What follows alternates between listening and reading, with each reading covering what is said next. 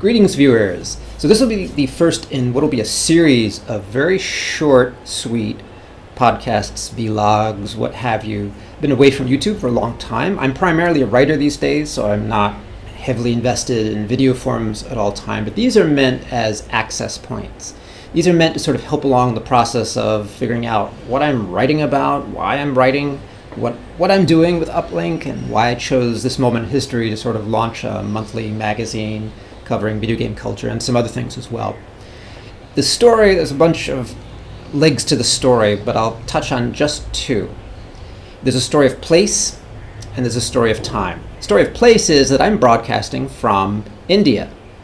And just as a shout out to anyone from the first world who has never visited India, I really strongly encourage you to come and visit. This is an amazing culture, amazing country, with some of the most hospitable people, amazing food, culture, movies, art, science, you name it. Remarkable people, and one of the great world cultures that's now starting to have the importance. People are starting to take it seriously, which is a really good thing. I have nothing but good experiences here. So do try to come and visit if you can, my little plea. The reason I'm here, though, is that India is an industrializing nation, and it felt sort of the full wrath of capitalist underdevelopment. It was colonized for hundreds of years, got its independence, and has been trying to develop since then. And has a lot of the challenges that are faced by most people on the planet. So if you want to know what's happening with the human race, come to India and you'll see all the good, all the bad, all the contradictions, and people trying to make it and trying to survive and trying to make something of themselves. So that's the reason of, shall we say, place. There's a reason of time as well.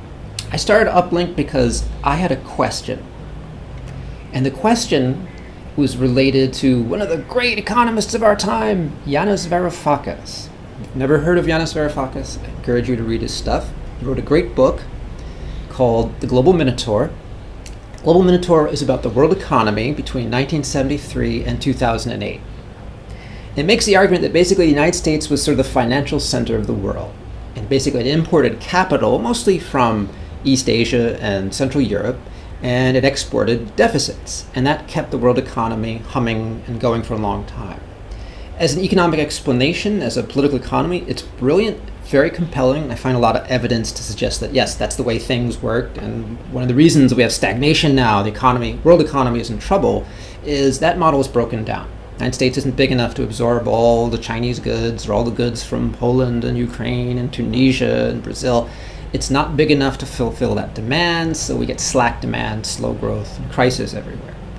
But my question is different. I'm not an economist. I study culture. My question was, what was the cultural equivalent of the global minotaur? What did the global minotaur mean for culture?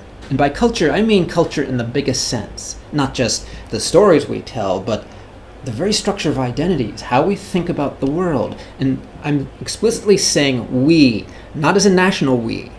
No. I'm talking about all 7.8 billion of us on this planet. The global minotaur was a way of organizing space and time, and whether you were for it or against it, you constructed your identity in relation to it. When that's gone, what happens to our identities? Well, a lot of things, but one is crisis, because the old framework isn't there in the same way. It continues to exist in small ways, but that's not, no. There's a question of what's going to replace that. That's the big fight today. That's why I decided to come to India. Personal reasons, but the political and historical reason was I needed to understand more about the industrializing world. I'd run into the limitations that I knew a lot about the fully industrialized nations, but didn't know enough about the history of the industrializing world. And folks, do remember 85% of all human beings live in the industrializing world. This is the majority of humanity. Those of us fortunate enough to live in or to grow up in the rich countries, we're 1 out of 7 people on the planet. The 6 out of 7, they have to deal with a very different history, and you have to engage and understand that. So I had to engage and understand with that to figure out what this new global culture of ours. My window to that, by the way, was video game culture. And actually one of the reasons I came to India was I was seeing things in video game culture I could not explain. I was seeing all these things, they made no sense. Until I came to India, then I started to understand. Now, as to what I started to understand, that'll be my next video.